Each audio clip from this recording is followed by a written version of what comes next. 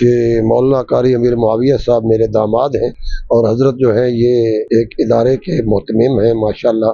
میری جو بیٹی ہے وہ ان کی دوسری عالیہ ہے، اور اگر یہ مزید اس سے بھی آگے شادی کرنا چاہیں تو میں نے ان کو بالکل اجازت دی ہوئی ہے. اگر آپ سمجھتے ہیں کہ میں افورڈ کر سکتا ہوں، امن قائم کر سکتا ہوں اور گھر کے حالات کو قائم کر سکتا ہوں تو آپ کو اجازت ہے، کوئی کسی قسم کی پابندی نہیں ہے. مرد حضرات شادی کرنا چاہتے ہیں لیکن خواتین کی اتنی ڈیمانڈز ہوتی ہیں جس کی وجہ سے وہ بیچاری بھی جو ہے وہ در بدر رہ جاتی ہیں اور وہ خراب ہو جاتی ہیں. پھر ایسے ایسے نوسر بازوں کے ہاتھے چڑھ جاتی ہیں کہ اس کے بعد وہ ساری زندگی ضلالت کی زندگی گزارتی ہیں. اور یہ بھی میں کہتا ہوں کہ ان کو دیا ہوا مال کسی بھی غلط جگہ پہ استعمال نہیں ہوگا، وہ انشاءاللہ ایسی جگہ پہ استعمال ہوگا جو بالکل وہ ضرورت مند ہوں گے. جہاں ایسی کچھ بچیاں آ جاتی ہیں جن کے رشتے تو ہوتے ہیں لیکن ان کے پاس کپڑے بھی نہیں ہوتے، بڑے خوش تھے کہ میری بچی کی شادی رشتہ UK سے آیا ہے، پتہ چلا 6 مہینے کے بعد کہ وہ قادیانی تھا. میں ایک اس میں ضمناً بات عرض کر دوں کہ مولانا قاری امیر معاویہ صاحب میرے داماد ہیں اور حضرت جو ہے یہ ایک ادارے کے محتمم ہیں ماشاءاللہ.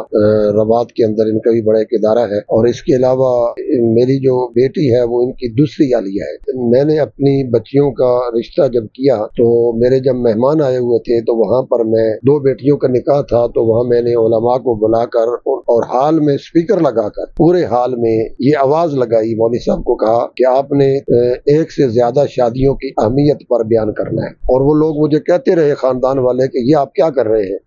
تو میں نے کہا کہ یہ بات وہی سمجھ سکتا ہے جو ایک سے زیادہ شادیاں رکھتا ہے کہ گھر میں اس سے سکون کیا ہے یا اس میں انسان کی زندگی کیا ہے. اور باقی دوسری بات جو حضرت نے فرمائی کہ جب ہمارے پاس لوگ آتے ہیں تو آتے رشتے کے لیے ہم ان کو دعوت دین کی بات کرنا شروع کر دیتے ہیں تو وہ حیران ہوتے ہیں. اللہ تبارک و تعالیٰ کے ارشاد گرامی ہے، اعوذ باللہ من الشیطان الرجیم ومن اعرض عن ذکری فإن له معیشۃ ضنکا، کہ جب آپ ذکر سے اعراض کرو گے تو اللہ تمہاری معیشت کو تنگ کر دے گا. تو جو معیشت ہے، جو رزق ہے، رزق صرف مال و دولت ہی نہیں ہے، رزق میں عزت بھی ہے، اس کو بھی رزق کہتے ہیں. علم ہے، اس کو بھی رزق کہتے ہیں. راحت اور سکون کی زندگی ہے، اس کو بھی رزق کہتے ہیں. صرف یہ نہیں ہے کہ اس کے پاس پیسہ اور مال آ جائے تو وہ مالدار ہوتا ہے. پیسہ اور مال ہو، عزت نہ ہو، پیسہ اور مال ہو، اس کے گھر میں بیماری ہو، پیسہ اور مال ہو، سکون نہ ہو، تو یہ تبھی آتا ہے جب اللہ کے ذکر کے ساتھ لوگ جڑے ہوئے ہوں. تو ہم اپنے کلائنٹ کو یا اپنے آنے والے جو بھی ہمارے پاس صاحب لوگ آتے ہیں، ہم ان کو یہی درخواست کرتے ہیں کہ اللہ کے ذکر کے سے اعراض نہ کرو تاکہ تمہارے گھر میں امن اور سلامتی جو ہے یہ قائم رہے. اور مولانا امیر معاویہ صاحب ماشاءاللہ ہمارے تقریباً 3 سال ہو گئے ان کے گھر میں میری بیٹی ہے، اللہ نے ان کو بیٹا بھی دیا ہے ابھی حال ہی میں ماشاءاللہ. ابو عبیدہ نام رکھا ہے ماشاءاللہ، انہوں نے پھول جیسا بچہ ہے. تو گھر میں خوشیاں ہیں اور سکون ہے، کبھی بھی مجھے ان کی طرف سے کسی قسم کی شکایت آج تک مجھے نہیں آئی. اور اگر یہ مزید اس سے بھی آگے شادی کرنا چاہیں تو میں نے ان کو بالکل اجازت دی ہوئی ہے. اگر آپ سمجھتے ہیں کہ میں افورڈ کر سکتا ہوں، امن قائم کر سکتا ہوں اور گھر کے حالات کو قائم کر سکتا ہوں تو آپ کو اجازت ہے، کوئی کسی قسم کی پابندی نہیں ہے. جزاکم اللہ. السلام علیکم. حضرت یہ جو آپ نے اتنا بڑا قدم اٹھایا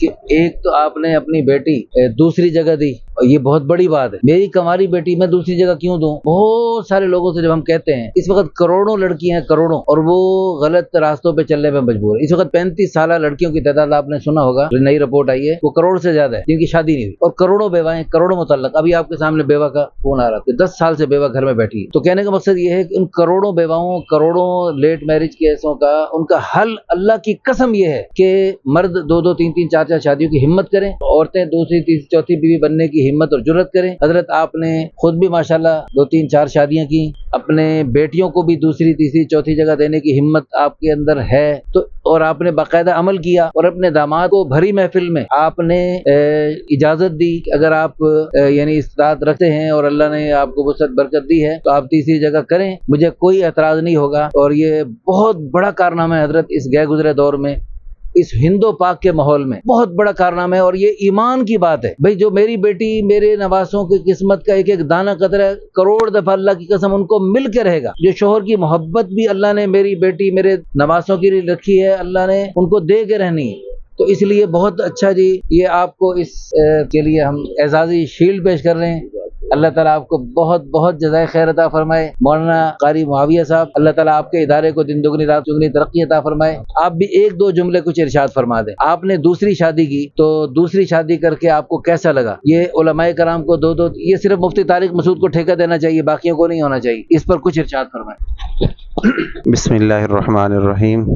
حضرت آپ کا بہت بہت شکریہ، آپ نے ٹائم دیا ہے, ہمیں آج ملاقات کا موقع دیا ہے, تو بہت خوشی ہوئی ہے الحمدللہ. آج آپ کے ادارے میں آ کے بہت زیادہ خوشی ہوئی ہے, اور یہ آپ کا جو نکاح آسان تحریک ہے اس کو دیکھ کے تو دل سے خوشی ہوئی ہے کہ دین کے کام تو ہم لوگ بھی کر رہے ہیں, پر جب آپ کا یہ کام دیکھا ہے تو ہمیں یہ محسوس ہو رہا ہے کہ ہم تو کچھ بھی نہیں کر. تو اللہ تعالیٰ آپ کو بہت بہت جزائے خیر دے. باقی جو دوسری شادی ہے تو یہ ایک ایسا پھل ہے جنہوں نے نہیں دیکھا, ان کو پتہ ہی نہیں ہے, تو ہر مسلمان کو کرنی چاہیے.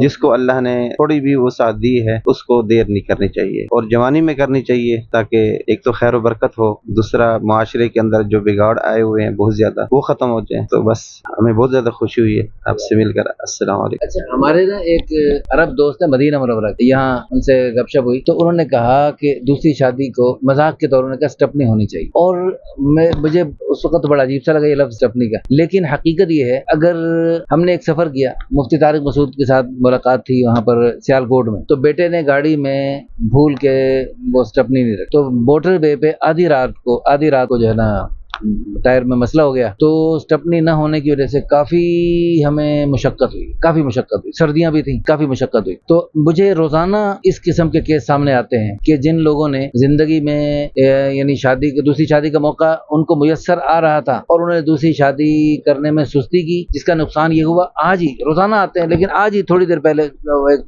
بابا جی کا فون آیا, ان کی عمر 60 سال ہے, تو ان کی بیوی کی وفات کو 3 سال ہو گئے ہیں, اور بیوی وفات سے پہلے 4-5 سال بیمار رہی, اور بیماری بھی بہت عجیب تھی جس میں بالکل وہ یعنی بغیر شادی کے گویا کے رہتے تھے. تو یعنی کہ ان کو, تو اگر ان کے پاس اللہ پاک نے اجازت دی ہے, بخوشی اجازت دی ہے, تو کوئی ایسی کوئی کراہتن کی چیز ہو, بخوشی اللہ نے اجازت دی ہے.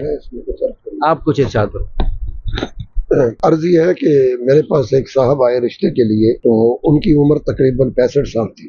ان کی حالیہ کا انتقال ہو گیا, تو مجھے کہنے لگا میں بہت ڈسٹرب ہوں, جب سے میری بیوی فوت ہوئی ہے اس کے بعد میں گھر میں داخل نہیں ہوں, گھر میں بیٹیاں ہوتی ہیں, بہویں ہوتی ہیں, اور میں یا سمجھے باہر لان میں بیٹھا رہتا ہوں یا مسجد میں چلا جاتا ہوں, اس کے علاوہ میرے گھر میں دل نہیں لگتا. تو ایک دن کہتے ہیں کہ میں نے میٹنگ کی اپنے بچوں سے کہ میں شادی کرنا چاہتا ہوں. ایک میرا بیٹا تھا, ایک میرا داماد تھا, ایک میرا بہنوئی کے ساتھ بھی بیوی تھی, بیٹے کے ساتھ بھی بیوی تھی, اور میرے داماد کے ساتھ بھی بیوی تھی. ہم ٹیبل پہ بیٹھ کے اس طرح ہم تب بیٹھے ہیں, تو میرے ساتھ بیوی نہیں تھی. تو وہ مجھے اس بات پہ کال کرنے لگ گئے, جی بابا جی اب ضرورت نہیں ہے, کیا ضرورت ہے اب, وغیرہ وغیرہ. تو کئی گھنٹے انہوں نے لگائے بابا جی کو سمجھانے کے لیے. کہ بابا جی نہیں مانے تو ایک بیٹا اٹھا تو اس نے اپنی بیوی کا ہاتھ پکڑا, کہتا ہے چھوڑو آؤ چلے ہم. بابا جی نہیں مانتے.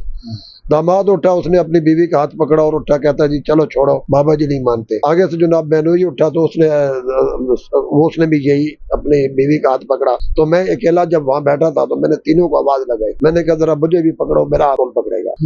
آپ لوگ تو سب اپنے اپنے رومز میں اپنی اپنی بیویوں کے ساتھ چلے جاؤ گے, اور مجھے آپ کہاں چھوڑ کے جا رہے ہو؟ یا تو مجھے بھی لے کے جاؤ نا. جب آپ مجھے اپنے روم میں لے کر جانے کے لیے تیار نہیں ہو تو میرے روم کو آپ نے خالی کیوں دیکھنا چاہتے ہیں؟ تو اصل میں بہت سارے ایسے کیسز ہیں, مرد حضرات شادی کرنا چاہتے ہیں لیکن خواتین کی اتنی ڈیمانڈز ہوتی ہیں جس کی وجہ سے وہ بیچاری بھی جو ہے وہ در بدر رہ جاتی ہیں اور وہ خراب ہو جاتی ہیں. پھر ایسے نوسر بازوں کے ہاتھے چڑھ جاتی ہیں کہ اس کے بعد وہ ساری زندگی ضلالت کی زندگی گزارتی. اور پھر کچھ ایسے لوگ جو اپنے گھر میں اس طرح کے رویے پیدا کر کے کہ جس سے دوسری شادی کا کنسپٹ کے اوپر کوئی قدغن لگے یا اعتراض لگے, میں سمجھتا ہوں کہ وہ ایک بہت بڑی ایسی غلطی کرتے ہیں جس کی وجہ سے بہت سارے ایسے رشتے جو دوسری بیٹیاں اپنے بیٹیوں کو والدین اپنے دامادوں کو دینا چاہتے ہیں لیکن وہ اس وجہ سے رک جاتے ہیں کہ ان کی خبر آتی ہے فلاں محلے میں دوسری شادی ہوئی ہے, اس کی مثال دیکھ لو, فلاں محلے میں دوسری شادی ہوئی ہے, اس کی مثال دیکھ لو. ان کی وجہ سے بہت سارے لوگ جو ہے وہ محروم رہ جاتے ہیں. اس میں میرا